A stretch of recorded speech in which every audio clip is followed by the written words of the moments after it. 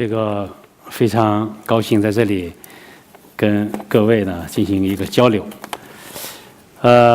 应该说呢，我这次带着我的团队到法兰克福的一个重要使命，是在这里呢要发布我们新的3个评级方法。刚才中国银行还有法兰克福金融中心的2位朋友呢介绍了，是吧？这个中德之间的经济发展，是需要一种桥梁的。其中评级很重要。的确呢，大公呢，在欧洲设立这个公司，我们一个重要的战略就是如何呢，通过评级为中欧2大经济体建立起一个桥梁。这是我们的一个既定方针，我们也正在按这个目标来推进。那么怎么样使评级能够成为 How can a rating become a bridge for Sino-European development?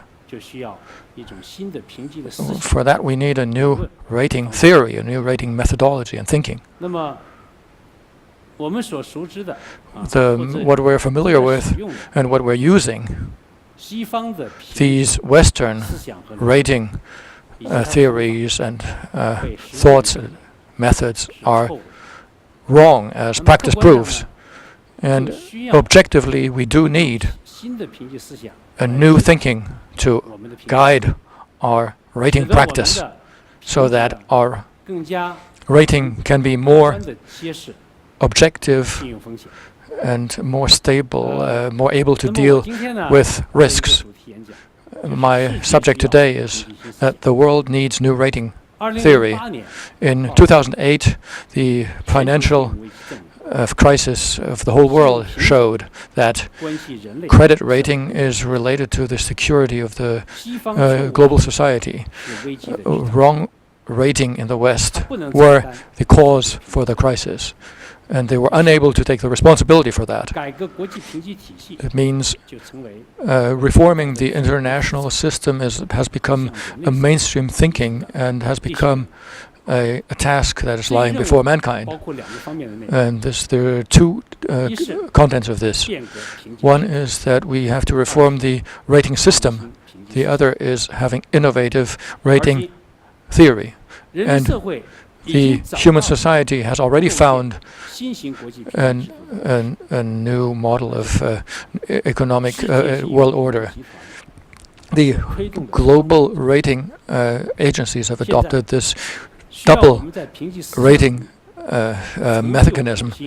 So we have to innovate, and you have to get some things done now at this juncture. Now, what I will be introducing to you is about this global rating thinking, is about how we look at the Western errors that caused the crisis. And I've studied these issues, and in the following way, I looked at systematic, system-related reasons and causes. That means that there's something wrong with the system, with the mechanism. We have to have some new mechanisms in place, new governance. And this is something from June of 2013, what we had Russian, Chinese, and American rating agencies who together worked for a new rating group, which wanted to establish a new international rating mechanism. And this has already taken off. And in 29th of June of this year, we conducted in Beijing the first in human history credit rating forum. It has 2 main tasks. The first is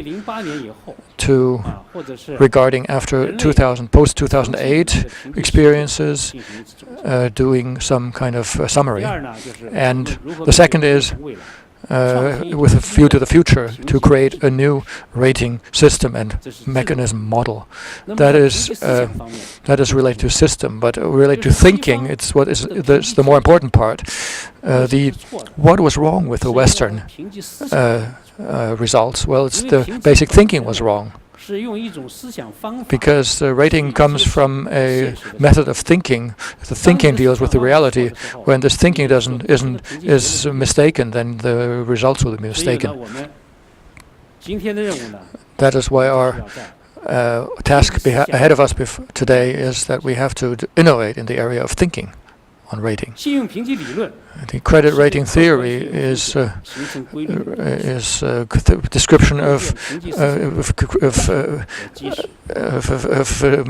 regularities in the financial system, and it's a way to recognize this reality, recognize its causalities.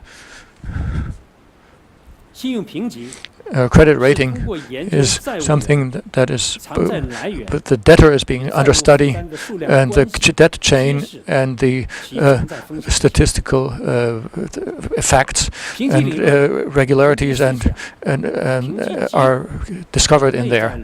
And the internal logics of rating tells us that the rating theory is the root of rating. Rating thinking is the soul of rating, and the rating result is the external phenomenon of both the previous two.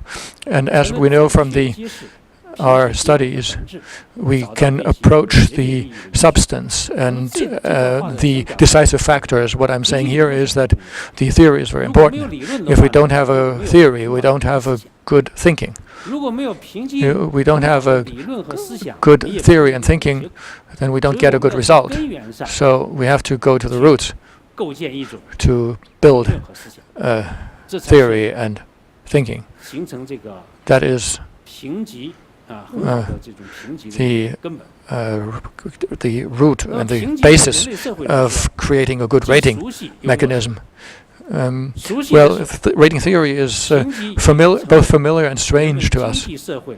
What is familiar is that something that cannot for a moment be we cannot be without for a moment. But the interiors are somehow deemed mysterious and unknown. So it's something we deal with every day, but we don't know much about. That is, if we're still in that state, then we're unlikely to have a good knowledge. And then we're unlikely to draw real lessons from what happened in the 2008. It will be difficult for us to make rating a useful tool for the mankind. And if we can't establish a comprehensive cognition system, then our humankind will not be seeing the direction in which rating progresses, and then the next crisis is pre-programmed. So the wrong rating was a cause of the crisis, and which is transforming the world. But the crisis hasn't disappeared, and the same rating thinking is still leading the world. And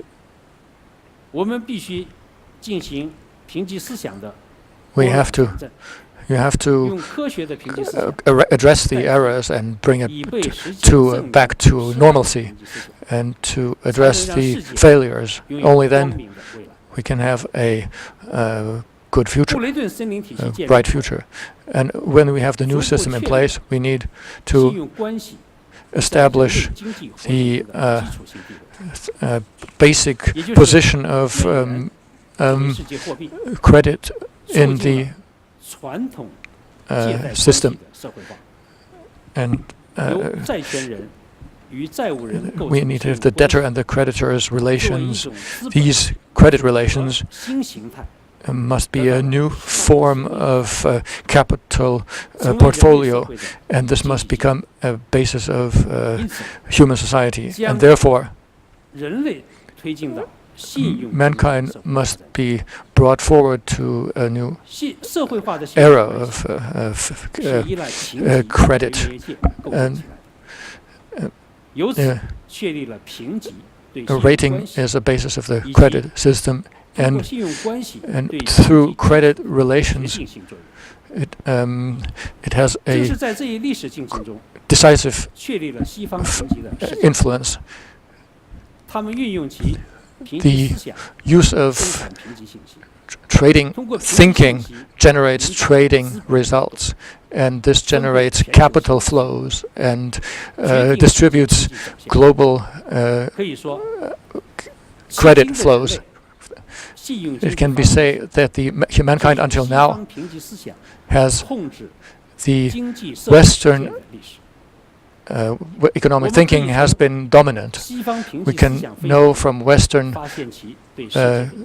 rating theory, we can know its influence on the world. The studies show that the Western rating has been without a theoretical foundation. It was unable to explain theoretically how the rating, how it functions and how it interacts with the credit system. And therefore, this rating system is superficial, and there's a theoretical void, and this void doesn't allow us to change the views. The existing system moves from the tells us to look at the existing ideology to look for explanations. And since we lack a deepened theory, we get into distress. Since we don't have a clear analysis, we can only find something and somehow use existing thoughts and to on this basis of existing thoughts generate something for the sovereign debt rating from the first is sorting by the means of political ideas, and then is economic sorting, and the third is stressing the independence of market development, and because there will be no American default, eternally no American default, then it can always, this is not a basis, this is the Washington. 2. 把主权信用级别作为一国所有评级的上限，认为中央政府与该国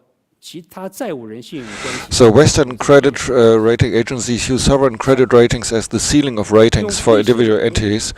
And third, predict future risks by means of historical default probability, publicly declaring that different rating grades represent different default probabilities. All of these give a clear picture of Western rating concepts.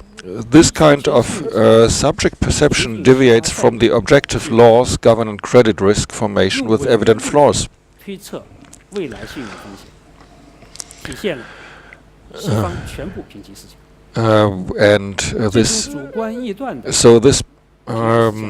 subjective view completely violates objective laws.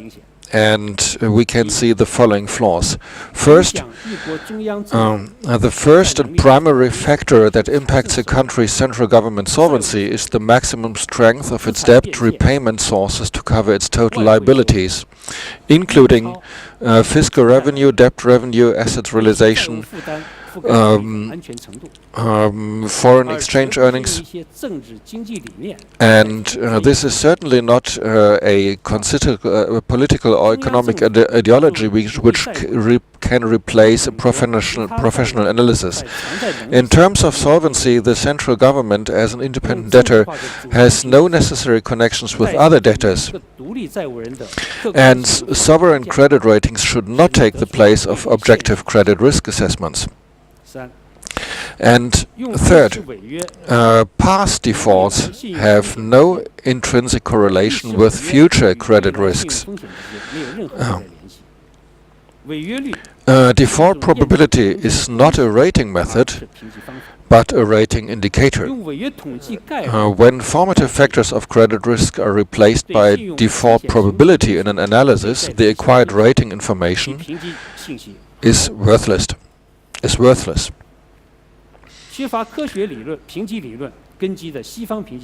Western rating theories fall short of a scientific foundation and cannot reveal actual credit risks.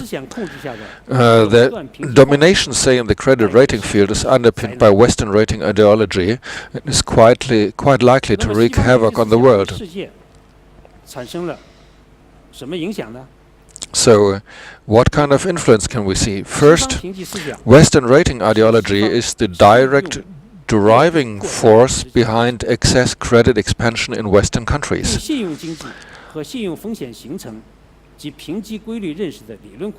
Lacking in theories on the rules governing credit-based economies, credit risk formation and rating practice, the Western credit rating community cannot formulate correct rating theories in order to undertake their due responsibilities.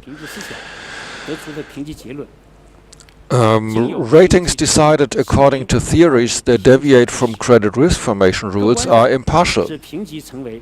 In fact, they emerge as a driving force behind the pro-cyclicality of credit-based economies. Incomplete statistics show that from 1998 to 2008, the aggregate indebtedness of the US federal government increased 0.8 times. In the American credit system, which is made up of three types of credit relationships, the relationship was of credit relationships without financial support, so between the actual, the future, and the relationships without financial support was 1 to 0.8 to 8.9.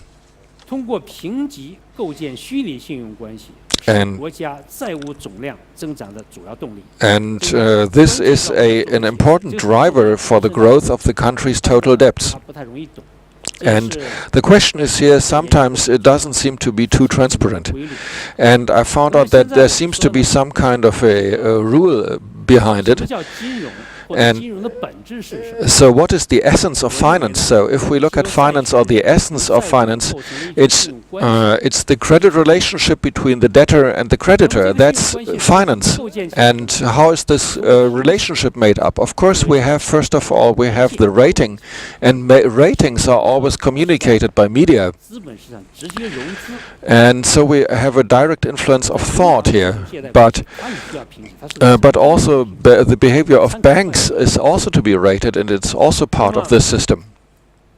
And at this point, these credit relations are threefold. First, we have a country acting as an economy, and in a given time, let's say in one economic year or in one fiscal year, it creates a certain financial output, and you can balance its profit. And certainly, this is one source of profit generation. So, the second relationship we do have is the future. So the future potential. So the future potential to generate growth, to take for granted for today. So we see these with assets, we see it with securities, and certainly we know that, so in evaluating a company, it will perhaps in the future will generate a certain number of growth. So, and the future gains or the future earnings are taken as a measure for today. And then we have virtual figures, so things which simply are not there. And we know that we have virtual financial products. So we have things relating on previous relations, and then we have new credit relationships, and this is some kind of a virtual behavior. And these type of virtual relationships are quite dangerous, especially if we look at the global financial crisis which burst in the United States in 2008. These subprime crisis. The subprime crisis was a major example. So with the CDOs and everything. So. And we made a statistics for the situation of 2008 in the United States.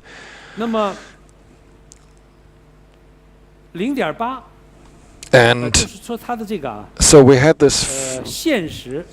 this relationship between real financial and strength, and virtual, so that relationship was a relationship of 0.8. So, which means that the GDP generated in 1 year was less than 1, so of the was less than the whole amount of financial credit. So, and if we take the today's level of consumption, so sorry. So we look at the first figure. This was of the actual. So the actual figures is only 1%. So then we had the second figure was 0.8, so 0.8, and the third figure I gave was without those credits without financial basis was 8.9. So this is extremely high. So the virtual credit relationships are the biggest in the whole system. And I think this is extremely dangerous. And this is also a result of movements driven forward by rating systems. And it's exactly this virtual credit, this virtual credit rating which drives American economy. And this is so dangerous. So, second, and the Western economic thought and also the Western credit rating thought is the major driver behind the system, because this system does not fully and totally reflect the logic behind the internal factors that drive ratings, and which means that the reliability of these rating systems is very weak. And this will also induce induced bubbles, and that certainly will lead to crisis. And the credit crisis was the result of a development driving forward virtual rating and virtual credit systems and relationships. And that's also a reason why the crisis of 2008 finally was called a financial crisis, because these bubble-style credit crisis was simply the dominating factor behind all factors. Or we can also say that the 2008 financial crisis was the crisis of all credit relationships. Third, the Western rating ideology disrupts the balance of global credit resource distribution. Figures suggest that in 2007 the world top 15 debtors were developed economies, among which 12 enjoyed AAA ratings, and 3 countries held AA ratings, AA ratings. Thanks to their high credit ratings, these countries held over 90% of the global credit resources, which means aggregate global foreign debts. And these countries, the foreign debts of these countries averaged 146.06% of their GDP. So for quite a long period of time, these debtors had no means to create enough wealth to serve their debts. 5 years before the credit crisis, so the 5 years before 2007, these 15 countries only contributed 35.41% of the world's economy. And the root cause of this consequence is the incorrect ratings assigned by credit rated agencies using Western rating ideology. While catering to credit-based consumption in advanced Western countries, the ideological rating theories and methods indulge debtors in order to capture the benefits that originally belonged to creditors. While supporting these economies to rake in a lion's share of global credit resources, ideological rating theories and methods have led to an imbalance of the development of the world economy. And this creation of wealth means that that's very interesting. For the creditor, just getting in or getting hold of another debtor means generating wealth. So when I talked about the 15 biggest debtors, so 12 of them are AAA, 3 of them hold AA ratings. But they altogether hold over 90% of the global credit resources. And I repeat the figures. So the foreign debts averaged 146% of their GDP. So if we look at this imbalance and this source or this asset of credit, then we see that they only hold 35% of the world's economic contribution was delivered by these 15 countries. So this shows the severe imbalance, and this also shows the serious flaws in the rating system. And this has also then shown a very important logic. The connection between rating theories, rating philosophy, rating results, and rating crisis. So the theory determines philosophy, the philosophy determines results, and the results determine the crisis. This was an open thing. And if certainly human society hasn't stopped developing just because or facing this crisis. So since we had this crisis, we had this crisis, but we still haven't stopped our movements in order to make a better analysis of this development. So, and we haven't seen the good opportunity to develop our economy from there. But the flawed Western rating thought had a very important contribution, and this is also a very important factor influencing the secure environment for mankind. And what I want to say is that after the crisis of 2008, the whole world criticized Western methodologies. So everybody complained, so you misbehaved in terms of moral, you misbehaved in terms of standards, and all this has to be changed. But in reality, everybody still sticks to the same, very same methods and methodologies. No, nobody changes and nobody can give up using the system. So this is kind of a vicious circle. So everybody restarts from the same starting point again. And so that's why I say perhaps our global society will face yet another crisis, because the factors which led to the crisis of 2008 have never been pushed aside, and they are still there. So, if we want to really make our system more robust, we have to change, and we have to to get rid of those flawed systems which were already proven to be flawed during the crisis. We have to work on the thought system. We have to work on the ideology. But how do we induce this change? So first of all, of course we have to change the rating system, but we also have to create a new rating ideology or a new rating thought.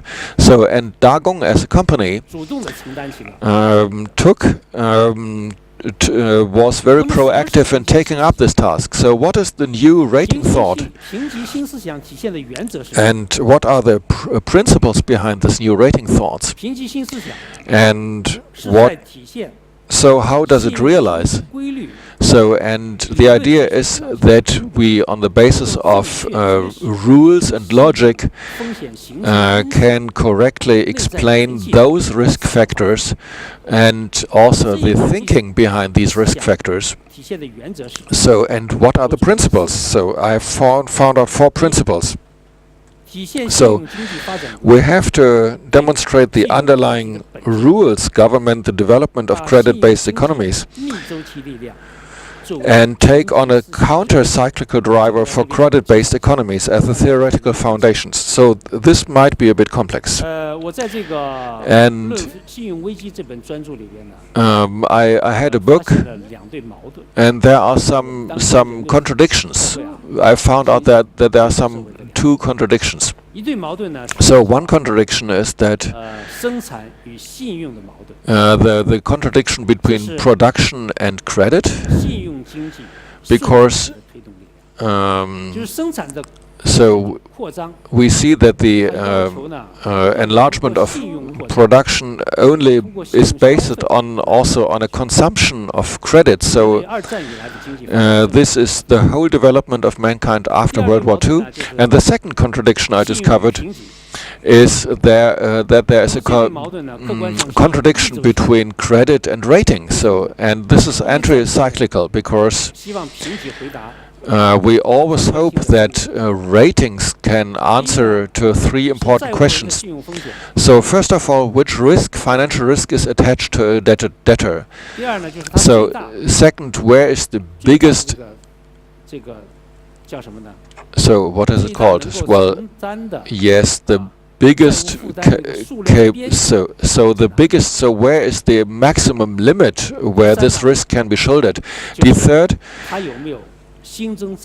and are there kind of administrative gaps? So the risk is the question is his capacity for shouldering more risk, is it there?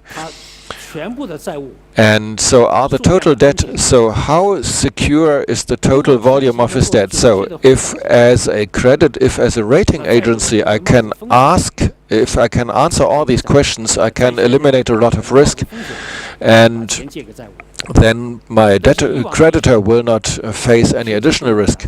But usually I find out that rating agency are not able to answer these questions. So what I want to say here is, if we so if we want to really make this counter-cyclical portion of the rating thought, of the rating theory work, we really have to return to the basics. So second, we have to display the logical links between those factors that affect solvency and take the decisive role of repayment capability for wealth creation capability as a core concept. So what I mentioned here already is one root. So now we have a soul. So the soul of the system. So the question is, what is the profitability of a debtor? So if we have a debtor, the most important factor is the profitability. So the profit, where does it come from? So third, showing the objective. So we have to rational of risk formation, establishing a complete system capable of converting complicated information into simple rating symbols. So this sounds a bit professional or complicated. So what is the task of doing the task of rating. So we have to find out which factors are the most complicated factors, and so the whole thing has to be condensed into a very simple symbol. And we found that in Western rating systems and thoughts, these logic is simply not there. So we don't see that they so expose any internal logic of the figures they talk about. So it's the logic or the missing logic actually which we're talking about here. So if in a new rating system or in a new rating thought, we have to work on this logic. So the fourth principle, we have to exhibit the internal relationships between debt repayment sources and indebtedness, unveiling their quantitative connections and describing the quantitative boundaries of debts in which creditors are interested. So what does that mean? Actually, usually our rating is never accompanied by any deeper investigation. So we have to look at the sources of these debts. So we have to analyze the relationship between the indebtedness and repayment sources. We have to see whether they match each other in size, and we have to judge whether these repayment sources and the indebtedness measure up in various scales. And I think this is extremely important. Only if we have such a rating, so if we have a correct perspective at these most important factors, then we find out that the Western logic of rating, or the Western thought of rating, obviously never seems to look at the debt repayment sources. So then I really have to ask, what is all this rating work good for? So we simply have to make our balance sheet. So the idea is we really have to make a very simple balance sheet. So, for the sake of the world's good, Dagong is committed to championing the development of a new rating system.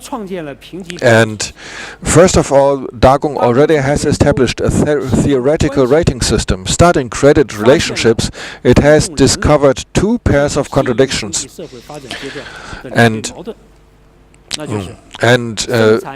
These are the contradictions between production and credit, and the contradiction between credit and rating. The former, in essence, demands the infinite expansion of credit to satisfy production growth,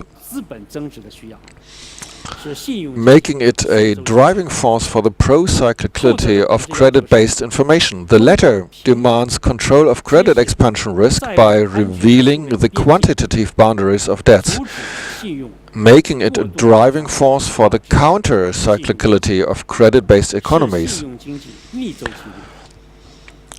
The core of this theoretical system reveals the status and function of rating in credit-based economies, which can serve as the theoretical foundation of the rating philosophy we are committed to formulate. This is very important. And the rating thought system of Dagong is based on the proper analysis of these two contradictions, and thus contributes to innovation in rating. And Dagong has formed an ideological credit rating system intending to unveil the quantitative boundaries of debts and credit ratings as a counter-cyclical element. And it has the following aspects. So, because I have been involved in this work for a very long time, most of the Western documents referring to rating systems, there doesn't seem to be any document discussing a full-fledged thought system behind rating or ideological system. So Of course, you always can dig and you can find out some individual rules, but there never seems to be some kind of a complete system.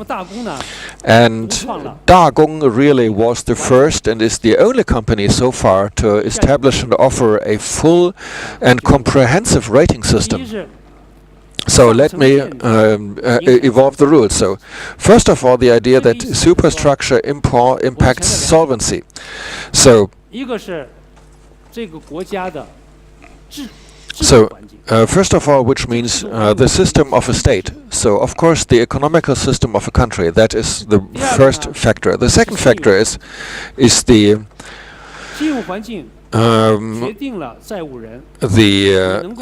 credit environment. So you have a market, and on that market, the debtor. So the amount of credit a debtor can get is very important. And the second factor is the economic base, which impacts the solvency.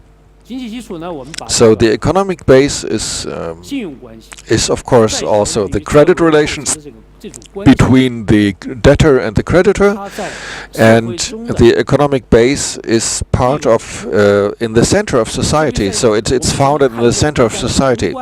So especially, how do we look at the macroeconomic situation of a country? So, and this is very simple. If we do a comparative analysis of the three most important factors of a country, then it's also the source of debt repayment. And we have one example from the past.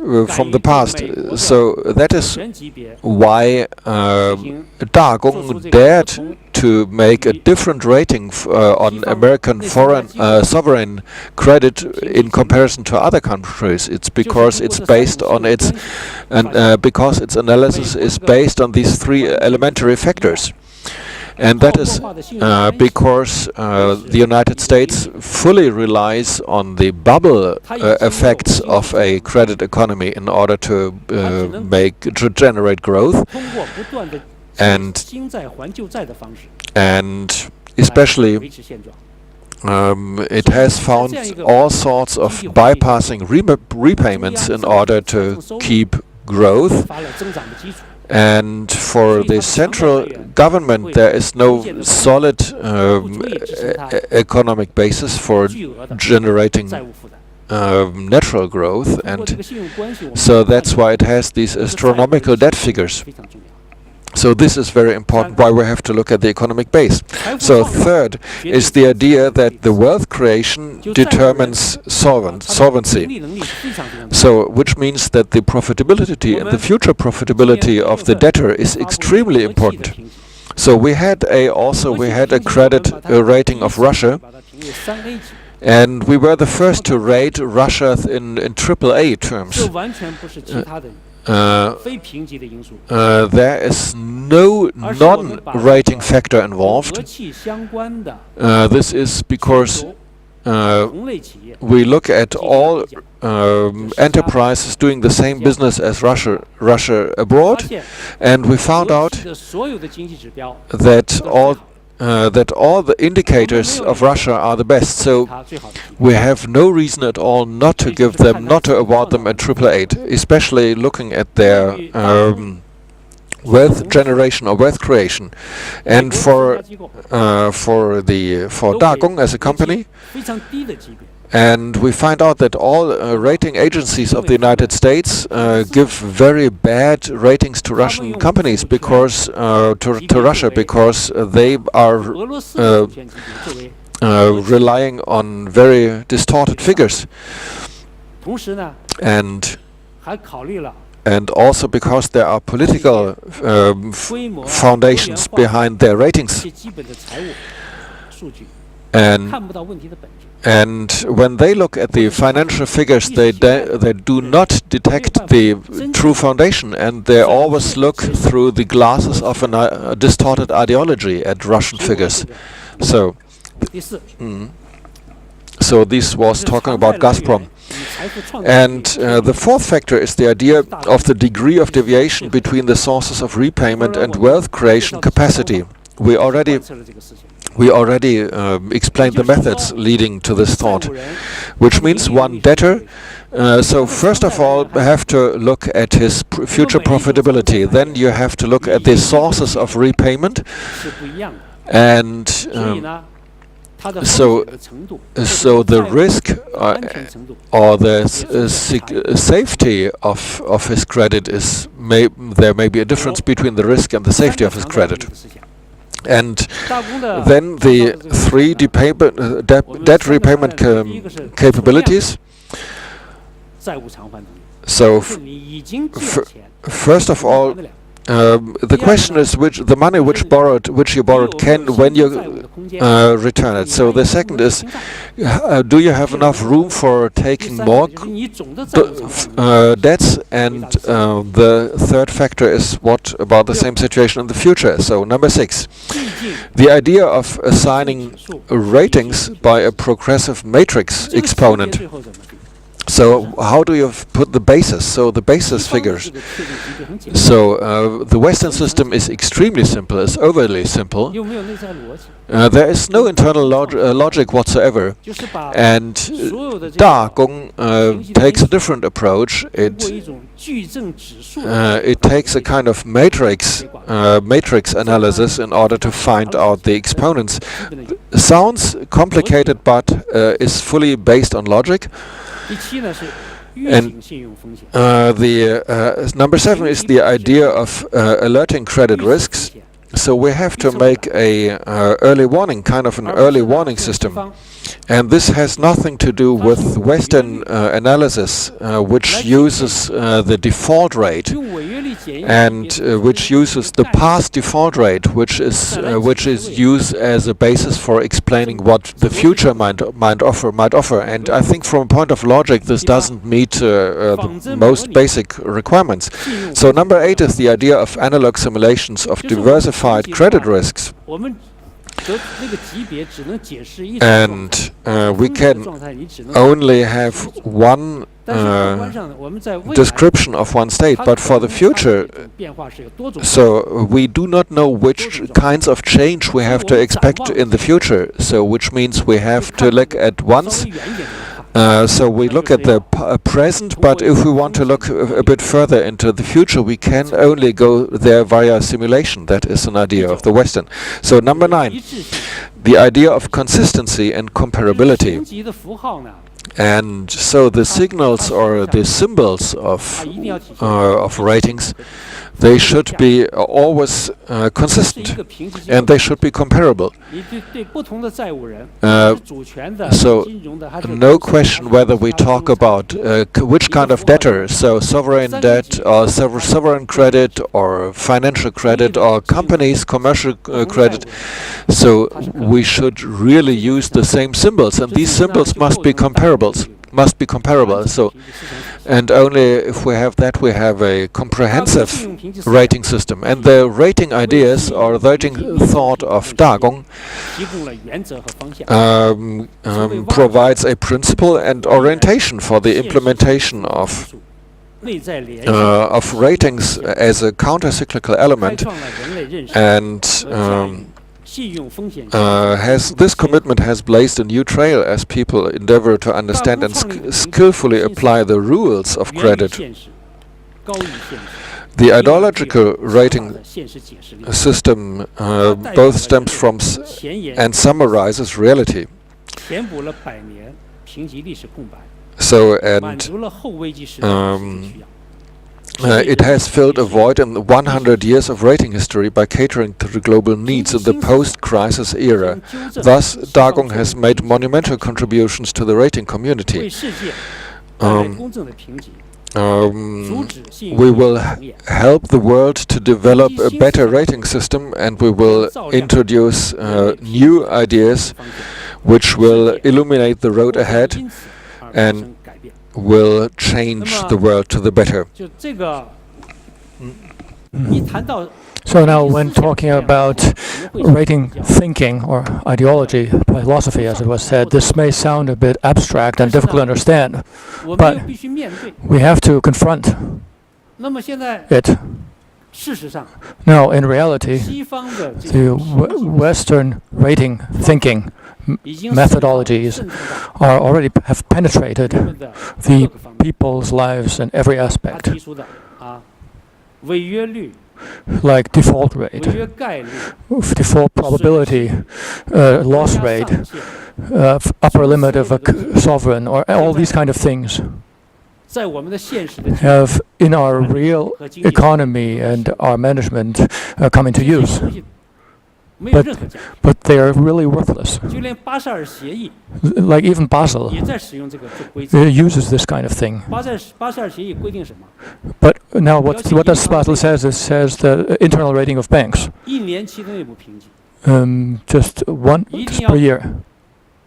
You have to provide a default probability, but that's impossible. There's no such thing. It's unscientific. It doesn't exist. And there's lots of that wherever you look. So this kind of rating thinking is present everywhere. It has a huge influence on us. So we really need to innovate in that area. We need to have some solid scientific basis to change the reality so that we get a kind of fair rating. Therefore, today here in Frankfurt, at this venue, in this Eurozone, in this Eurozone center, we are publishing our 3 rating methods: the sovereign, the bank, the financial, and the insurance one. And then we have a plan today about, so a lot to do for all, and a set of methods. So we started with these 3 and publishing with disclosing them in Frankfurt. Well, the most important thing is that by this kind of method, rating method, we let people really understand what rating is. Now, so far, people who study finance, who do finance, they actually don't know what they're doing, don't know what finance is. And saying that, it's not exaggerated. I have a foundation for saying so. Also, we are learning rating, we're studying rating, doing rating, but we don't know what what rating is. This is very dangerous. That's why I feel that, at least for myself and Dagong, I have a sense of mission. We have to give an answer. What is rating? Correct rating. What is correct rating? How should we handle it? So that's why we should be using some time that is really worth it to introduce this new rating thought to Europe, and through you to get a good kind of penetration, or get a good dissemination. Thank you, everybody. Thank you very much, Chairman Guan, for your informations, for your wide coverage of topics, for giving us a sense of the fragility of the system, for really showcasing that China and in particular Dagong can give a different perspective here. So it's not only a competition between Western and Western rating agencies and Dagong concept, but there's almost a need to really bring to the market the concepts of what Dagong Group has to offer. I will have one question for you, since this ties also into this, let's say, paradigm between the fact that we have the World Bank and the International Monetary Fund on the one hand. We talk about infrastructure gaps that still exist there. So one would wonder, what have the World Bank and the IMF been doing that not all the infrastructure shortcomings have been satisfied? And at the same time, there is now a huge attention to the Asian Investment Infrastructure Bank on the other side. And if you could eventually give us an idea about which role Dagong can play into this whole new possibility to really cover infrastructure shortfalls, having ratings assigned to project sponsors in Asia, or anybody who is, participating in this.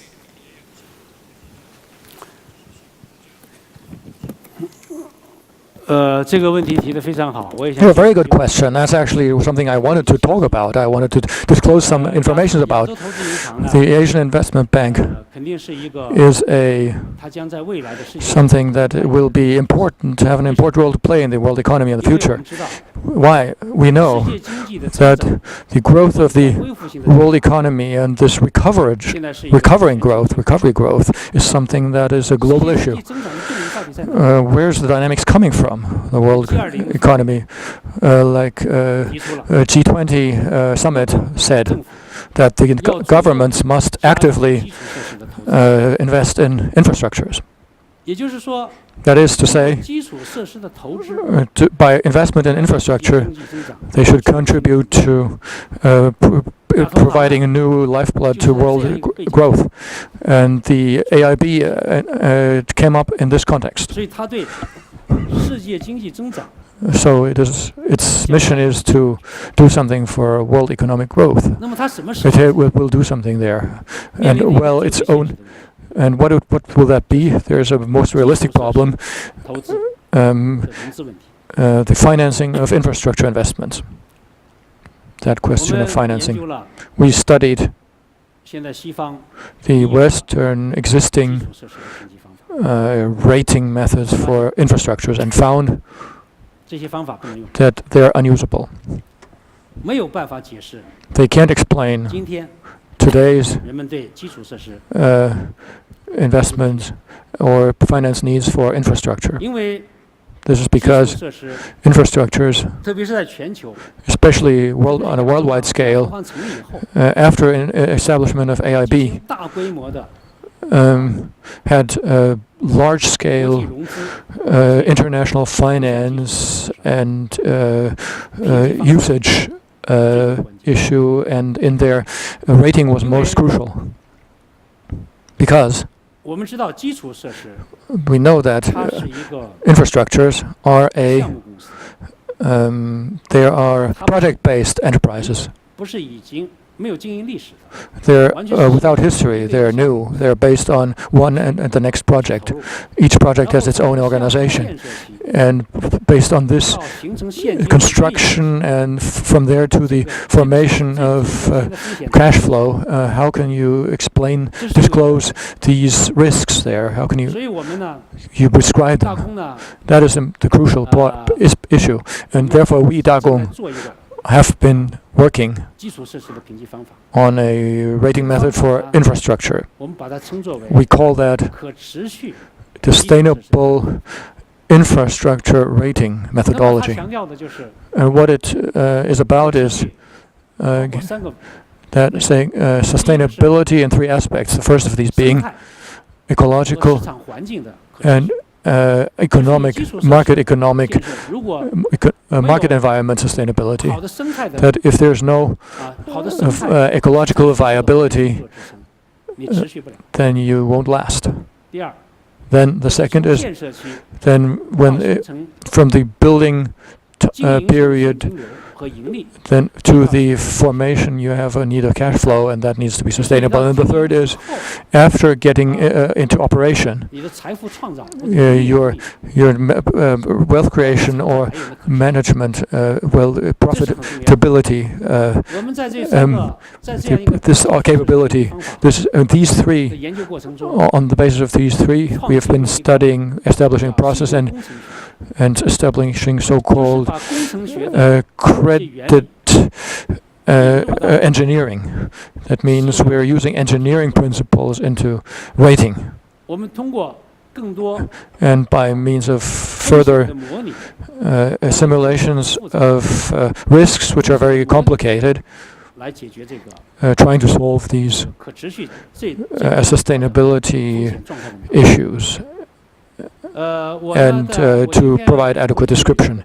I'll be today in Basel in the 5th Global Infrastructure Summit. On the summit there is a keynote speech by myself expected, and I'll be explaining the sustainability issues in infrastructures and this methodology This methodology is something that we will be further elaborating and verifying, and then we, through Asia Investment Bank, have it in projects of infrastructures established as a methodology. So this Dagong rating philosophy and theory is something that will be continuously developed and innovated, and it can work for the Silk Road project, for this regional infrastructure project, and has a great value for this. So that's maybe what I should be saying right at this moment. Thank you.